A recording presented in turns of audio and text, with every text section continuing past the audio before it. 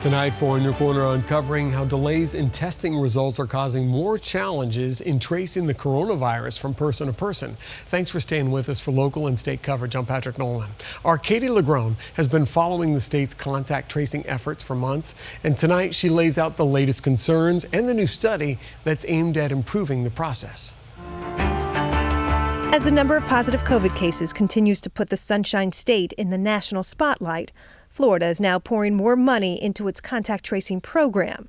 A $6.2 million contract with a Virginia company to add hundreds of tracers to the task has been extended an additional year, and the cost has quadrupled to more than $27 million, according to the state's online database. A Department of Health spokesperson explains tracers hired by the company to prevent the spread of COVID-19 may not actually be in Florida. Florida residents are preferred, as is familiarity with Florida's geography, he stated to us in an email. It makes sense to have somebody in your area doing contact tracing. Arlene Price is an OR nurse by trade who recently took an online course to become a tracer, but has yet to find a job doing it. We're ready to go to work. Put us to work. A state spokesperson says just over 2,000 tracers are now working to mitigate the virus's spread in Florida, but increased caseload and slow results remain a challenge. It would be great to get a phone call from there. 13 days ago, Dwayne Bennett got a COVID test after learning he might have been exposed at work. Started getting a little dry cough and I was starting to feel a little feverish. It took 10 days to learn he was positive. On Monday, the governor called the delays in test results a statewide problem.